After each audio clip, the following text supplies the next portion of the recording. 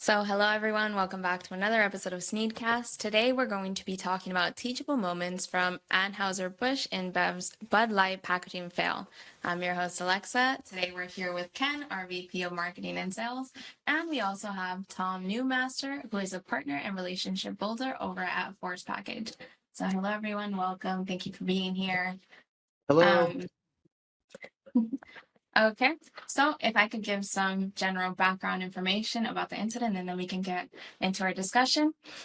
So when we're talking about Bud Light's packaging fail, the incident occurred when Anheuser-Busch decided to partner with Dylan Mulvaney to bring attention to their Easy Carry contest.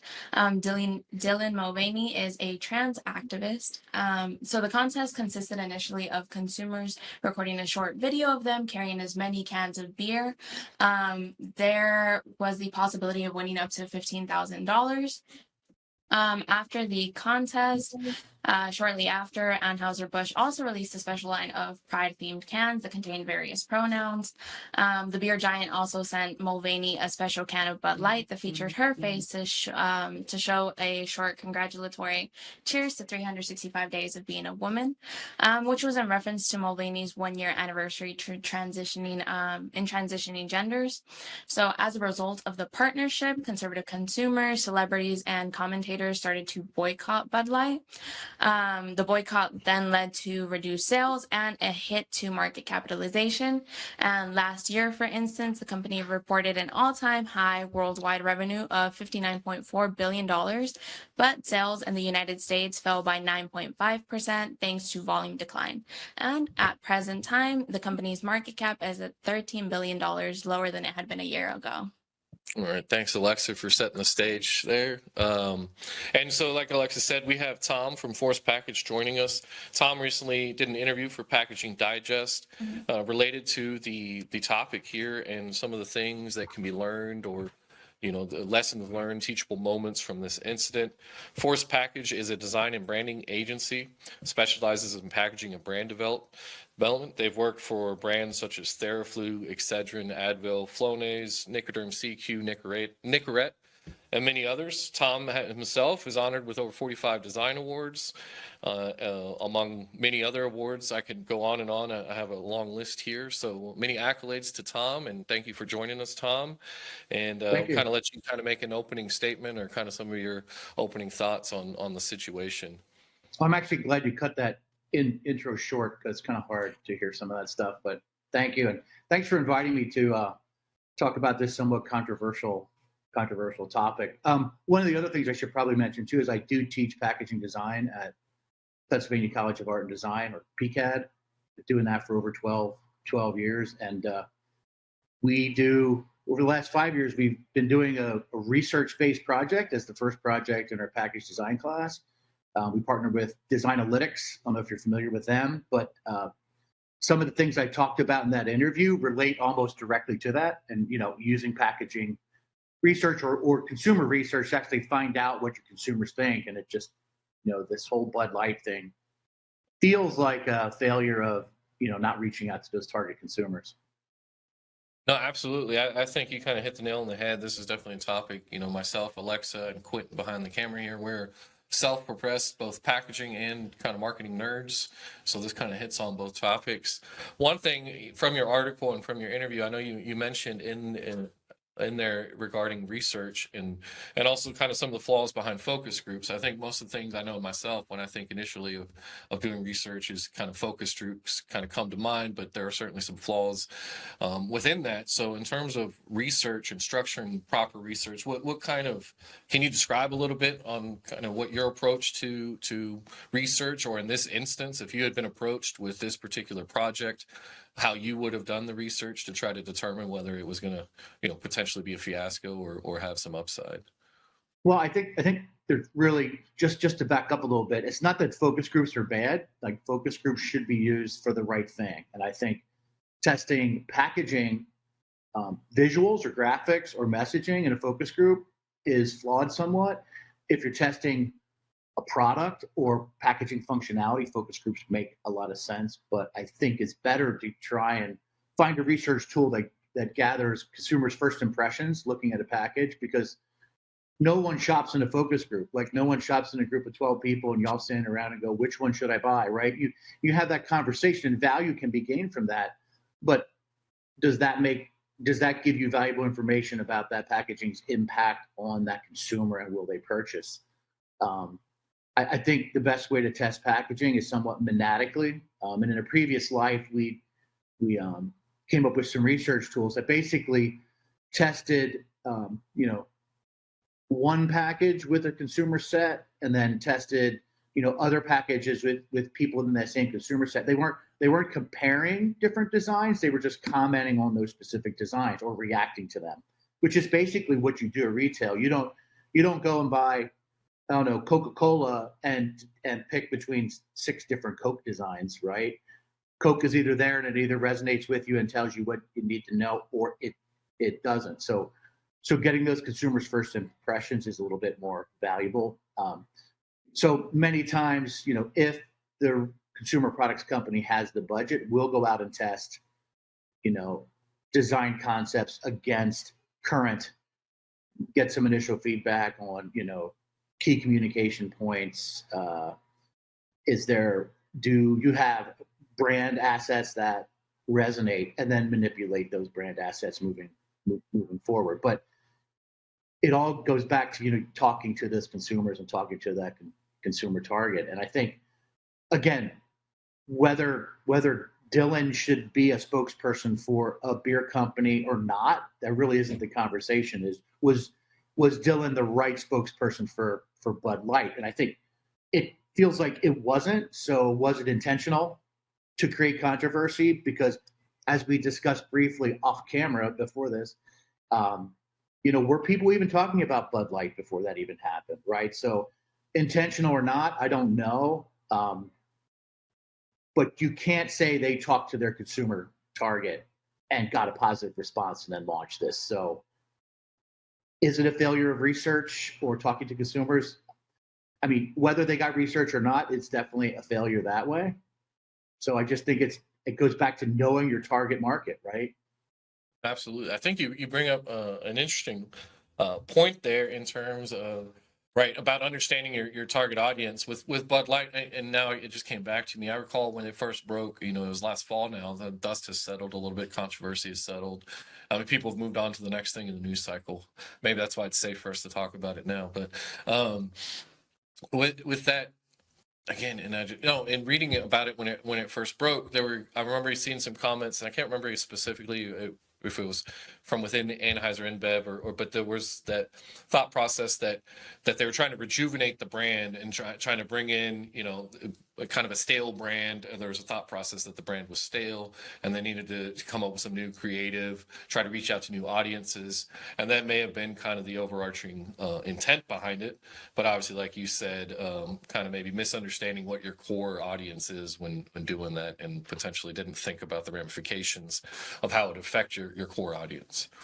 Well, yeah, and it's the trick, right, to try and grow a brand, whether it's in sales or widen or broaden that market appeal. Do you gain 10 million by losing 100 million? Like what's the risk versus reward? And maybe it was an intentional move to broaden the brand's appeal across, I don't know, a broader consumer segment. I'm not sure that worked. I don't know if there's any research out there that shows that they gained broader acceptance but lost core market share. And I don't know if there's any way to even get that data, but it sure had a negative lasting impact, even though it's bounced back a little bit. But I don't know. It just seems like I like the days when we didn't know sometimes where consumer products opinions fell. I know that's probably a controversial opinion because people want to buy brands that, give to or associate with, social things that they kind of believe in. But it was simpler when you didn't know. You're touching on such a great point for me, something that I've thought about with this as well, in terms of Yeah, a lot of companies, consumer packaged goods companies now, they're trying to, because the younger generations, the younger folks, the consumers that are out there are thought to be more introspective. I don't know if that's the right word, but when they consider brands that they buy from, they want to know more about that brand. They want to know what the core values of that brand is. What are they doing to better their communities? And so I think with that, I think you see a lot of CPG companies that are chasing that demographic or chasing that and trying to say, oh, look at us, we're doing this thing over here for this cause or for this organization or whatever it may be. But then when I think, and this is the pit that, again, we're speculating here, right? But I think this may have been the trap that ABInBev and Bud Light fell into, was that's great, but if you lack sincerity behind it, and it is just a marketing ploy or a money grab, as it were, to try to expand your audience or get more sales, and there is no, like I said, there's no sincerity behind it, it's not something that the entire organization is truly behind, then that obviously it becomes very apparent. And I think you saw that in the Bud Light instance. It took them 2 weeks to respond, and then immediately the response and the letter that came out from the CEO, you can see by the way that it was written, was very much written towards their core audience, with lots of keywords, for conservative audiences and such. And it's almost like immediately, as soon as they saw that the backlash, obviously, I mean, you have to react the way you do, especially the dollars, I understand, but they immediately backtracked, and that immediately showed their hand and the lack of sincerity behind the campaign to begin with. I mean, again, that's just my opinion. Which to that point, that to me, based on my experience, tells me that they didn't think it through, or that it wasn't thought through all the way up the chain and across the brand, because of that response and the fact that they bailed on it so quickly. Like, in some ways, they would have appeared stronger if they would have stuck with it, right? Like, the fact that they bailed from it, to me, kind of shows it was a mistake. And in your statement there, leading up to my answer here, you used the word chase, and I think it proves they were chasing it, right? And I tell my students in our packaging design class, and I tell my clients this too: just because there's the hot social trend doesn't mean it applies to your brand. Like, if you want to talk about being environmental friendly or lessening your impact on the environment, and you're a chemical company, I mean, I understand they need to be concerned about the environment too, but it doesn't feel right. Whereas if you're organic cheese, right, to have an environmental slant to what your company's mission is or your social point of view, it just makes sense. I think it's important for a consumer products company to get comfortable with who they are, and then support things that make sense for their brand, rather than, the old cliche, fitting a square peg in a round hole, right? And it's just like, I don't know. I just don't think you can chase every social trend, especially when you're just chasing it for money. At least that's what it feels like. No, I agree. And that's been I've seen a lot, like I said, over the last few years. You see so many of these big companies that are making a lot of social statements or trying to, social actions, whatever they may be. But maybe it's the cynic or pessimist in me, but every time I see them, I have a young son who's very progressive minded and has a very positive outlook on the world and the way things should be. And he always gets very excited when he sees big companies like Coca-Cola take up an initiative or something that he believes in. And I always kind of bring him down to earth. Is just keep in mind that there are people and they're making decisions based on dollars and cents, and that they may not have the same motivations as you do. So again, that's just maybe the cynic and pessimist in me. I actually have a question. Go ahead, Alexa. So when it comes to incidents like the one that Anheuser-Busch was dealing with, is there any way that brands of this scale can actually bounce back from disasters like this or from mistakes like this? Or is it just one of those things that they have to ride out? Well, I think you have to understand what you're doing, and they had to understand that there was the possibility of backlash or controversy, right?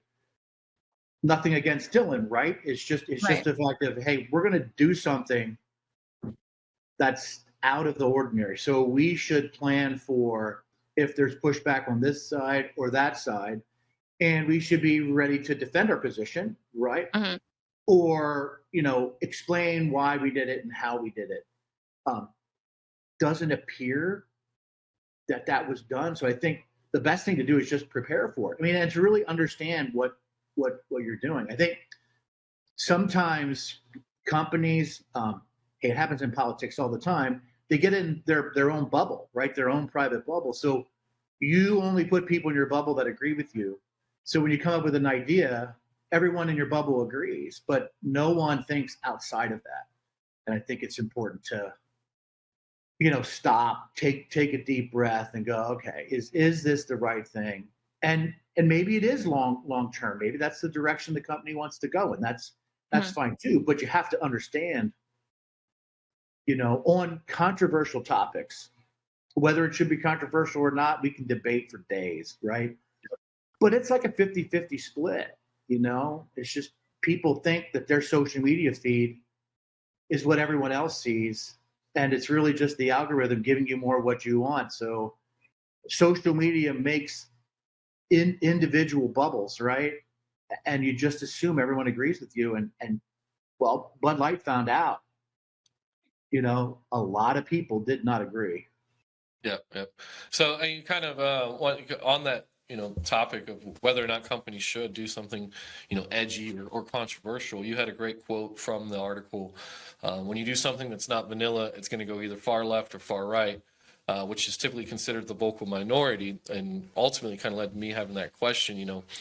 The companies don't want to be a vanilla because then you get lost in the crowd. So it's a matter of finding that balance of, how edgy do I want to be, or how much do I want to push the line, and what's the right way to balance that, and what's the right way, do we just avoid controversy altogether? Do we avoid being edgy, but then we become vanilla and milquetoast, and then nobody pays attention or even notices us? So right, so you have to kind of figure out, right, and also which things you want to stick up for. And I think kind of coming back to it, it's a matter of, like you said, aligning your causes and whatever your social beliefs are, or whatever you want to invest in socially as a company. I think it makes sense. It should be something that kind of aligns with your product, or what it is that you're, something that makes sense in terms of what it is you're delivering and what you're trying to sell. A great one is, I think it's Tom's shoes, right? Is that the little loafers, or the kind of, they've always had a great one from day one, is every pair of shoe you buy, they donate a pair of shoes, in the third world or in underprivileged areas where people are lacking shoes. That's a social cause where there's a direct tie-in between what you're doing and the product that you're selling. And I think that so many companies try desperately to do that, like you said, they're forcing a round peg in a square hole, or vice versa. Yeah, and it's really just authenticity, right? And before, I hate the term cancel culture, but it's being used all the time. But before cancel culture, whatever that means, brands always tried to find their authenticity, right?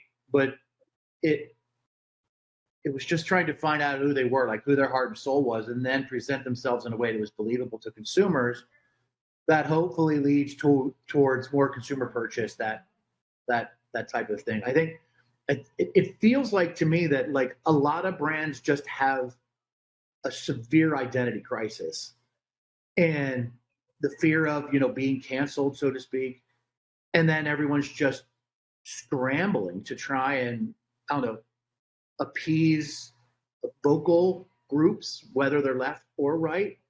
And it's really sad, and I don't know how we get out of it, because we're not going to get less information moving forward. We're going to get more information moving forward.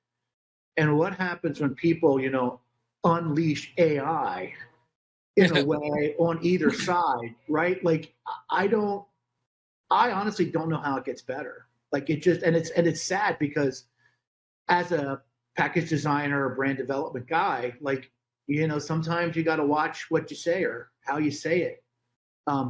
You probably always should do that anyway, right? Just out of being a good person, but there's stuff that upsets people that you didn't even see coming, and that wasn't the intent. And I think intent is a key thing. Intent, absolutely. I agree. Like, if your intent wasn't to offend and you inadvertently did, well, then you can apologize for it. You say, "Oh, I'm sorry, I didn't know that."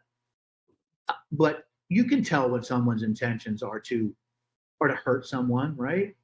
Yeah. I don't know. Well, I think you're absolutely right there. There's a lot of, you said cancel culture. I almost call it gotcha culture.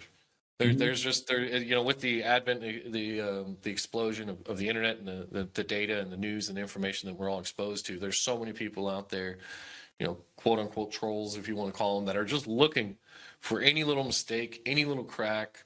Whether you're a company, whether you're a celebrity, or whatever, they're looking for something that they can just that gotcha trap mentality of, oh hey, look, you made this mistake, and now we're going to make you pay for it. So I know we're getting a little bit off kind of Well, no, a good conversation, but it's all it's actually funny, like that Packaging Digest interview that led you to contact me to do this podcast, right? When they asked, and I got the questions ahead of time, would I interview, and answer these questions? And I was like, do I want to do this? And again, it was just a little thing, right? Like, I don't even know. Did 100 people read it? Did 20,000 read it? I don't know. But I had this moment where I even hesitated because I'm like, do they want my opinion, or am I the only guy dumb enough to answer these questions? So I'm like, okay, right? So, okay, I'm just going to play dumb, and I'm going to answer them as delicately as I possibly can. And not that I lied or didn't say something I believe, but I kind of was careful about the words because I just didn't know. I even shared it with other people in the business family and here at our studio. Like, should I share this on our page, or did I say something that I didn't even see? That right. Mhm. No, yeah, that's exactly. That's kind of the collateral damage or what the fallout of everything is, just having to be extra careful, double check, triple check everything. And like you said, because people are so, you coming back to the whole, we should focus on intent. If there's not any malintent, malicious intent behind things, we're all human beings.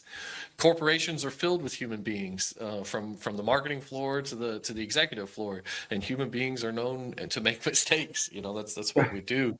I say dumb stuff all day. Absolutely. And it's like, ooh, maybe I shouldn't have said that, right? But I didn't intend it.